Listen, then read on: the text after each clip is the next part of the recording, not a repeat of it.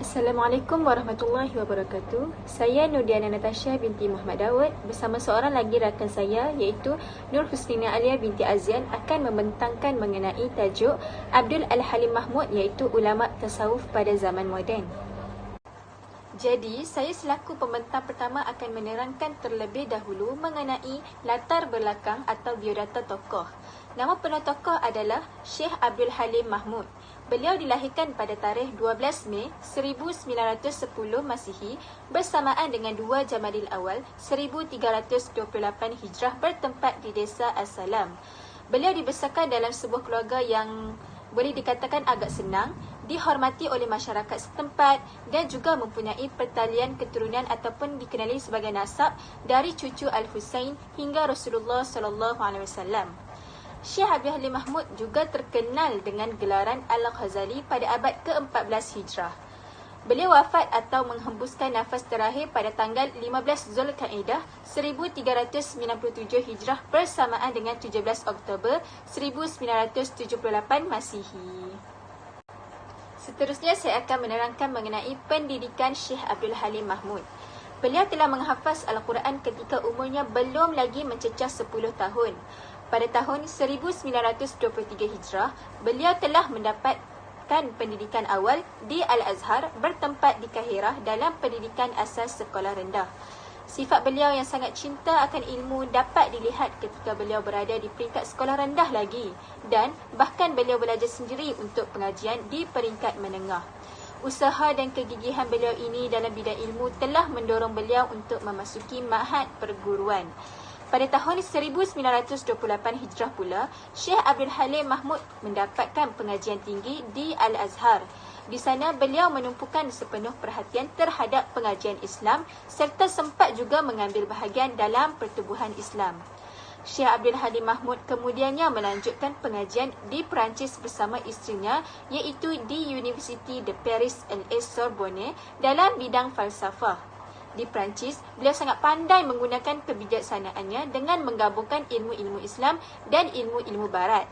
Akhirnya, beliau telah lulus sebagai graduan universiti tersebut dan memperoleh peringkat Doktor Falsafah iaitu PhD pada tahun 1940 Hijrah.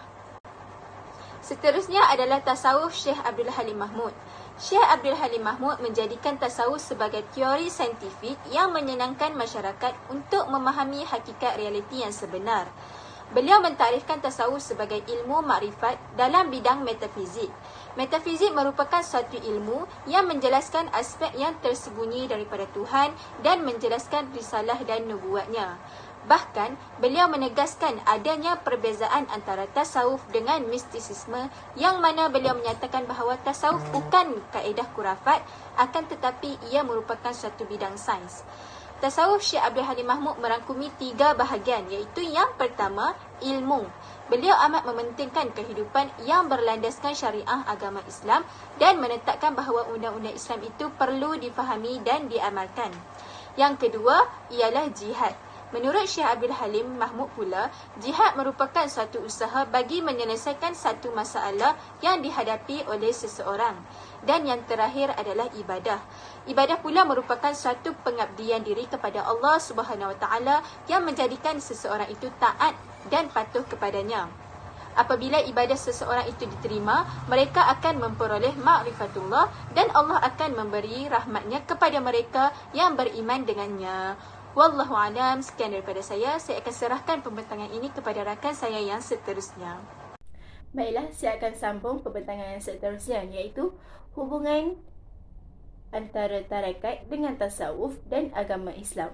Tarekat merupakan satu jalan atau wasilah dalam mencapai tasawuf dan mempunyai makna yang sama dengan wasilah yang dinyatakan di dalam Al-Quran dalam usaha mendekati Allah Subhanahu Wa Taala dan mendapat keredaannya. Kalau kita tengok, kedudukan atau tingkatan tarekat sebagai wasilah dapat dirujuk melalui ayat-ayat suci Al-Quran. Antaranya adalah melalui surah Al-Ankabut ayat 69 yang mana menjelaskan, dan orang-orang yang bermujahadah pada jalan kami, maka kami pasti akan menghidayahkan kepada mereka jalan-jalan kami. Dan melalui surah Al-Anfal ayat 29 yang menerangkan, wahai orang-orang yang beriman, sekiranya kamu bertakwa kepada Allah, maka dia akan menjadikan untuk kamu furqan, nur yang memisahkan antara kebenaran dan kebatilan. Bahkan dalam surah Al-Jin ayat 16 yang bererti, dan sekiranya mereka itu istiqamah, tetap di atas tarekah jalan agama Allah, pasti kami akan mencurahkan kepada mereka kurniaan dan rahmat yang mencurah-curah. Jadi kalau kita tengoklah melalui ayat-ayat Al-Quran tersebut, kita boleh tengok yang mereka ada kedudukan-kedudukan tersendiri. Untuk kita capai tasawuf tu, kita harus capai makom-makomnya dahulu, iaitu tarekat telah. Contohnya taubat, mujahadah, takwa, istiqamah. Benda tu semua adalah tarekat-tarekat sebelum kita capai satu tasawuf tu, iaitu jalan penyucian jiwa. Selain itu, menurut Syekh Abdul Halim Mahmud pula, berkaitan dengan tasawuf dan tarekat mempunyai hubungan dengan agama Islam. Ini telah dinyatakan bahawa setiap ahli sufi itu sentiasa beriman dengan Allah dan hari akhirat. Mereka, ahli sufi ni, akan sedaya upaya untuk mencari rahmat Allah, untuk mencari redanya, sehingga mereka benar-benar mendapat ma'rifatullah tersebut. Seterusnya adalah sumbangan tokoh. Sumbangan kepada Al-Azhar. Beliau memainkan peranan yang utama dalam membentuk semula Undang-Undang Al-Azhar 1961 dan ini mendapatkan kembali autoriti Syekhul Azhar serta memberi sinar kembali kepada kegemilangan Al-Azhar. Yang kedua, Syekh Abdul Halim juga telah dilantik menjadi Setiausaha Agung Majma' Al-Buhuth Al-Islamiyah dan melakukan pembaharuan dengan membentuk segala jawatan kuasa yang baru pada tahun 1969. Antara jawatan kuasa yang boleh saya ketengahkan adalah jawatan kuasa kajian Al-Quran, yang mana mereka menyediakan dan menyiapkan tafsir Al-Quran secara ringkas bagi menerangkan makna-makna ayat suci Al-Quran dengan jelas. Selain itu, jawatan kuasa Sunnah Nabawi menyediakan ensiklopedia Al-Hadis. Jawatan kuasa Masjid Al-Aqsa menghimpunkan segala idea dan perkara yang bermanfaat bagi menangani isu-isu berkaitan Palestin. Dan yang ketiga, bertegas untuk membatalkan undang-undang yang merendahkan martabat dan kehebatan Al-Azhar. Seterusnya, sumbangan kepada Mesir. Syekh Abdul Halim telah membina banyak masjid dan memperbaiki masjid-masjid yang bersejarah. Kedua, beliau juga turut membina sekolah agama. Ketiga, melindungi pemikiran rakyat Mesir daripada pemahaman sekular komunisme melalui penulisan. Yang keempat, menubuhkan persatuan-persatuan Islam. Sebenarnya banyak lagi sumbangan-sumbangan beliau dalam Al-Azhar dan Mesir, tapi ini saja yang dapat saya ketengahkan. Syekh Abdul Halim Mahmud juga banyak memberi sumbangan yang amat besar kepada Islam menerusi bidang keilmuan. Beliau menghasilkan karya ilmiah dan kitab yang memberi impak dalam kehidupan masyarakat Islam.